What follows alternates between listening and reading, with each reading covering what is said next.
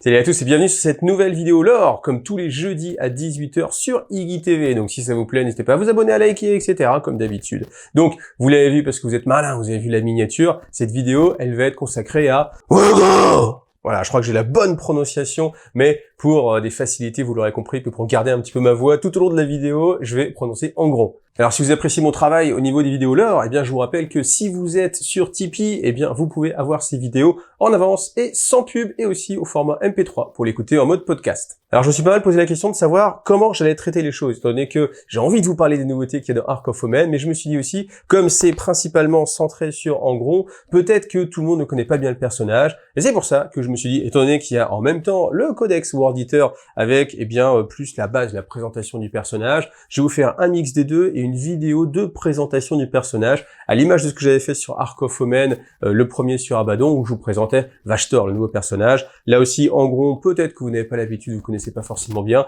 Donc, on va s'occuper de ça dans un premier temps, et les prochaines vidéos vont détailler vraiment l'historique de ce qui va se passer dans Ark of Omen, Angron.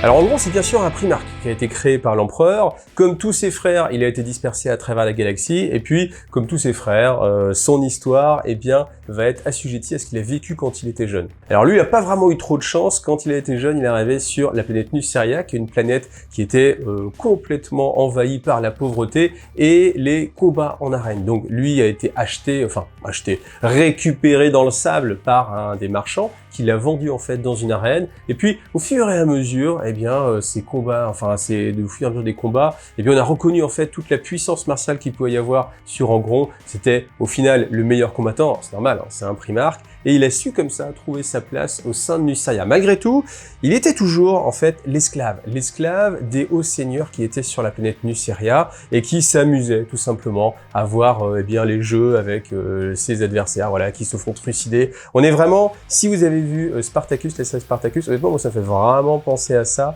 Donc on est sur les combats en arène avec ce côté, on sait qu'on va mourir, donc on a pas une peur, mais justement on n'a pas peur justement en fait de la mort. On accepte la mort comme quelque chose d'inéluctable. De toute façon, c'est comme ça que la vie va se terminer, autant qu'elle soit donnée par quelqu'un qu'on respecte. Et il y a un grand respect qui s'établit entre les différents lutteurs au sein justement de ces groupes d'esclaves. Et il y a cette haine qui les unit envers justement leurs geôliers, qui sont aussi en fait leurs maîtres. Alors tout comme dans la série Spartacus, je refais le parallèle, mais c'est pour vous mettre bien les choses en tête parce que ça va vraiment être ça. Il fomente une rébellion, cette rébellion aboutit à la libération des esclaves. Malgré tout, les hauts seigneurs ont une armée, les lutteurs, même s'ils sont très forts, ne vont pas pouvoir combattre cette armée, et ils se réfugient en fait dans les montagnes. Donc dans ces montagnes, ils sont résolus à combattre jusqu'au bout, et en fait, ils sont résolus aussi à mourir. Pourquoi? Parce que pour eux, la mort est une délivrance, parce qu'elle va leur permettre de mourir libre, et c'est bien ça qui les intéresse. Pour eux qui ont été esclaves toute leur vie,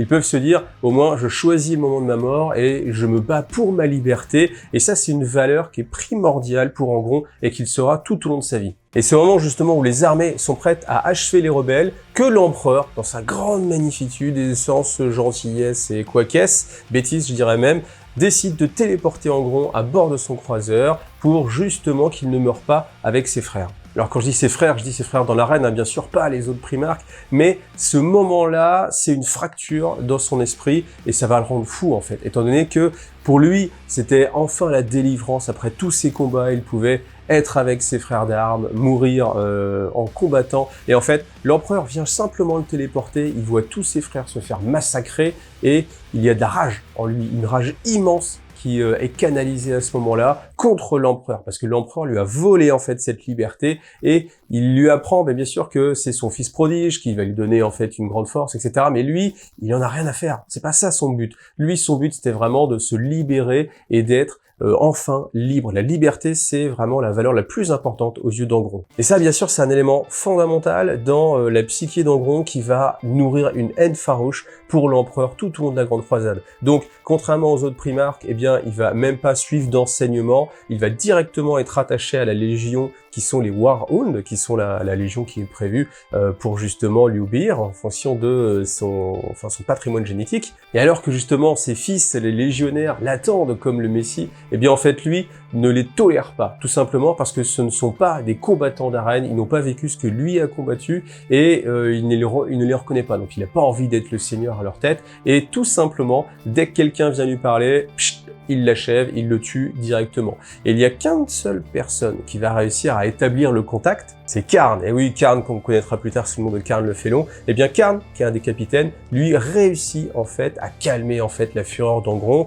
et lui laisser entrevoir tout ce qu'il va pouvoir faire à la tête justement de cette force colossale. Et il va réussir à dompter plus ou moins la colère du Primarque, ou en tout cas à la canaliser pour qu'il ne détruise pas sa propre légion. Donc c'est à ce moment-là qu'Angron renomme sa légion les Dévoreurs de Monde, parce qu'avant en fait il se faisait appeler les Dévoreurs de Cité quand il avait fait sa rébellion sur Nuceria, donc en hommage plus ou moins, et puis pour dire que là, ça va vraiment être le massacre, il fait appeler sa légion les Dévoreurs de Monde, donc les World Eaters.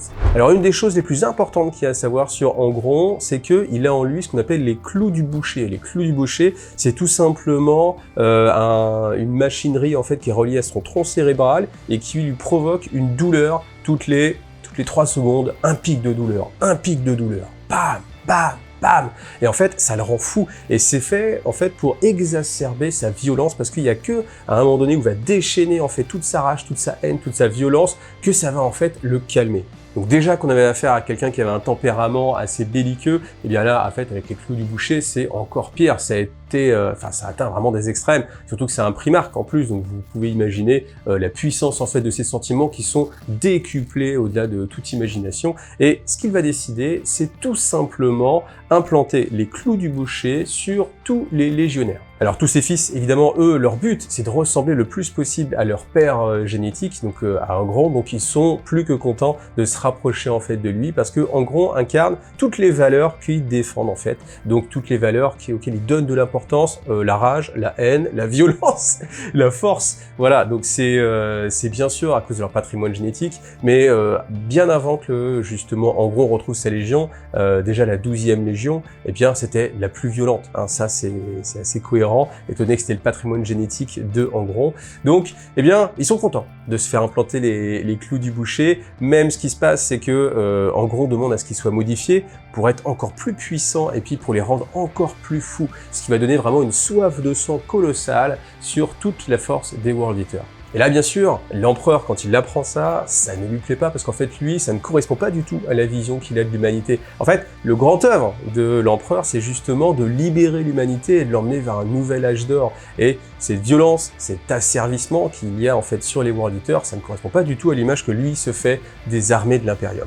Alors là, je me permets quand même une petite parenthèse, parce qu'il y a quelque chose qui me paraît un peu incohérent. Donc on a l'empereur, qui est sans doute le personnage le plus puissant psychiquement, qui a la meilleure vision de ce que va devenir l'Imperium. Il a un but, une volonté, mais il ne se rend pas compte, il n'est pas capable d'analyser que le fait de téléporter Angron alors qu'il est sur le point de se sacrifier avec ses frères d'armes, ça va le détruire moralement. Et ça, honnêtement, pour moi, ça tient pas la route. Ça tient pas la route, étant donné que l'empereur, il a tellement de capacités cognitives, d'empathie, qu'il va se rendre compte forcément que ça va le détruire. Donc le fait de le faire, honnêtement, c'est pas très cohérent, à moins que ce soit son plan.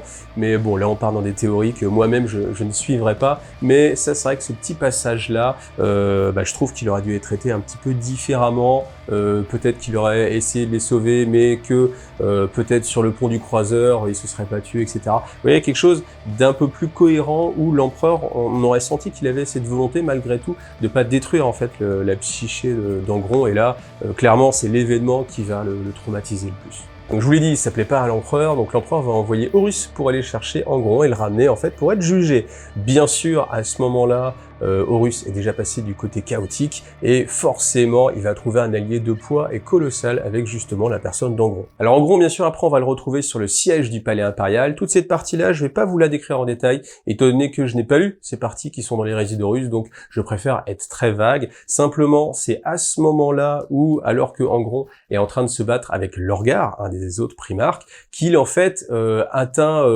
pas l'apothéose, mais l'ascension démoniaque, et qui va se transformer en prince démon primarque du chaos. Alors on fait un bond dans le temps, on arrive au 41e millénaire, et qui est devenu Angron? Angron en fait, lui, il cause toujours en fait la désolation, c'est le fléau de l'Imperium. Tout simplement, c'est celui qui cause le plus de problèmes à l'Imperium, étant donné que c'est une force inarrêtable, il est colossal, et puis il ne pense qu'à la destruction. Ça c'est quelque chose qui est assez important en fait, c'est que il ne cherche pas à faire de conquête, il ne cherche pas à avoir du territoire, il ne cherche même pas à se venger en fait, il est perpétuellement en colère, et son seul désir en fait c'est d'assouvir sa soif de carnage. Donc il va tuer, tuer, tuer, c'est la seule chose qui importe pour lui, offrir des offrandes à Khorne, son dieu, donc des crânes, des crânes, des crânes, et c'est sa seule volonté. Il se fiche vraiment de tout. Ça c'est quelque chose qui est assez important sur ce personnage-là. Vous voyez par exemple actuellement avec les nouvelles règles, dans l'époque actuelle, il a ses deux armes. Et bien ces deux armes, c'est des armes formidables dont il se fiche éperdument.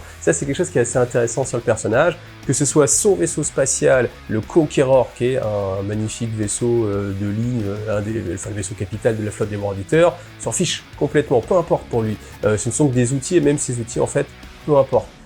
Justement, son épée, l'épée, alors comment elle s'appelle? Samni Arius, voilà, donc son épée en fait, c'est un prince démon de Slaanesh. Donc ce qui se passe, c'est qu'on avait un prince démon de Slaanesh qui, depuis des millénaires en fait, avait une grande planète sur laquelle il faisait des combats d'arène et il se vantait d'être le meilleur. À un moment donné, en fait, eh bien, en gros, on s'est dit non, c'est impossible que quelqu'un qui soit inféodé à Slaanesh en plus soit meilleur que quelqu'un qui est inféodé à Khorne, et il a simplement pris une barre de fer, il est venu taper en fait le prince démon, il l'a détruit très facilement, et en fait à force de taper et taper avec cette barre de fer, eh bien l'âme en fait du prince démon a été aspirée dans cette barre de fer. Alors, on imagine bien que pour un démon de Slaanesh, pour qui la beauté, l'excellence, c'est des valeurs capitales, eh bien se trouver emprisonné dans simplement un bout de fer, qui n'était pas une arme, hein, qui était juste un bout de fer, eh bien ça a dû le rendre fou. Et en fait, l'épée, enfin cette barre de fer a muté pour devenir justement l'épée Samni Arius, et puis eh bien une rune de Khorne est apparue, etc. On a tout le côté démoniaque,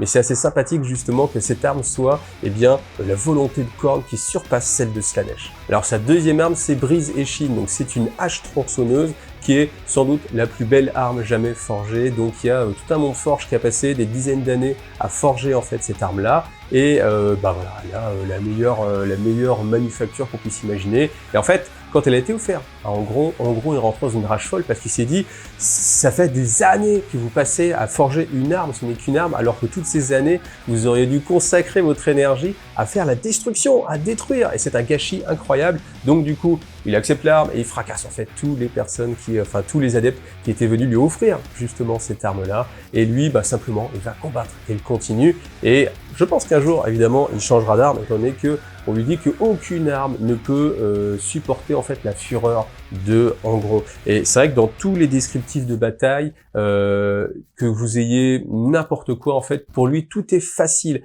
Il a une force incommensurable. Vous voyez, à un moment donné, il y a un passage où il est devant une porte blindée qui résisterait à des tirs de titans, voilà, même à des coups de fuseur à bout portant. Et lui, en fait, simplement, d'un revers de sa hache, il la balaye complètement. Donc, on a vraiment cette notion de Angron, c'est une force inarrêtable, inexorable, et rien ne peut l'arrêter. Et même lui, en fait, ça le déconcerte, parce que il a du mal, en fait, sur les rares moments de lucidité, il a du mal à comprendre pourquoi tout est si facile. Et en fait, c'est ça qui est intéressant dans ce personnage-là, c'est parce que on pourrait imaginer qu'en gros, c'est juste un personnage fou furieux qui a envie de se battre et qui veut tout détruire. Mais au-delà de ça, on a un personnage qui est prisonnier, en fait. Alors, Angron, au début, était prisonnier sur Nuceria, quand il était dans les combats d'arène. Ensuite, il a été prisonnier, ou en tout cas, il s'est senti prisonnier de l'empereur, parce qu'il devait obéir au désirata de l'empereur. Et maintenant, il se sent prisonnier de sa propre rage, prisonnier aussi de Khorne, étant donné qu'il est inféodé à Khorne. Et pour lui, c'est horrible. Et il sait que il réussira jamais à s'en sortir. Et quelque chose qui est très important aussi sur Angron, c'est que au final, sa volonté, son plus grand désir, au final, c'est la liberté. Et cette liberté, il va la trouver en fait dans la mort. Mais malheureusement pour lui, il ne peut pas mourir. Donc il y a vraiment cette ambiguïté où on a sans doute le plus grand combattant qui existe dans l'univers de Warhammer 40 000, si on met de côté un autre personnage dont je vous parlerai dans l'explication de Ark of Omen, mais bon, admettons. Mais hormis ça, c'est vraiment la plus grande force destructrice, et en fait, personne ne peut l'arrêter, alors que lui cherche la mort au combat. C'est dire à quel point c'est atroce pour lui, et c'est dire à quel point c'est le jeu justement du chaos, et Khorne doit s'amuser de ça,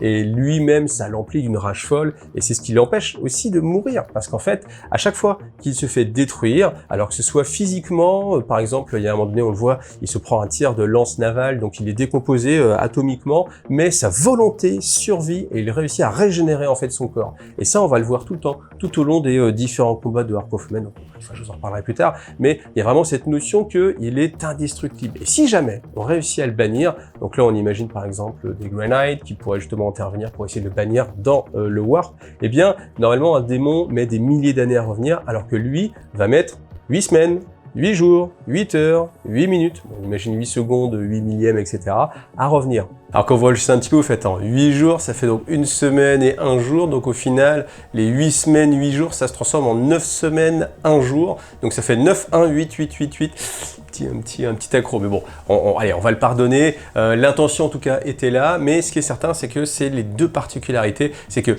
il peut déjà reconstruire son corps rien qu'avec sa volonté, et même s'il est banni dans le Warp, il va revenir très très vite, et c'est ce qui en fait le tourmente le plus, parce que ce qu'il désire le plus, encore une fois, c'est mourir, tout simplement. Voilà, je vais m'arrêter là pour la présentation d'Angron. Le reste, tout ce qui est actuel, ce qu'il a pu faire dans Ark of Omen, Angron, on le verra dans une prochaine vidéo. Vous verrez qu'il y a des choses assez sympathiques, même des choses qui ont réussi à provoquer la peur chez Angron. Voilà, j'espère que je vous tease assez avec ça. En tout cas, merci à vous d'avoir vu cette vidéo. Si vous aimez le lore et le fluff sur Iggy TV, eh bien, je vous invite à me soutenir avec un petit like, un commentaire. Souvent, les commentaires, je les reprends et puis on en rediscute en live, hein, comme je fais maintenant, souvent des Iggy comebacks, c'est-à-dire que je reprends les commentaires et je les rediscute avec vous. C'est aussi le moment où on peut parler vraiment en profondeur, parce que c'est vrai que les commentaires c'est un petit peu limité, il faut taper, c'est un petit peu compliqué. Là vraiment, quand on partage à plusieurs, eh bien il y a une synergie, une émulation qui est vraiment super agréable. Donc voilà, n'hésitez pas. Je vous rappelle aussi que si vous voulez soutenir sur Tipeee, tout simplement ça permet à la chaîne de survivre, à moi de continuer mon travail pour vous faire de belles vidéos, pour vous donner des infos,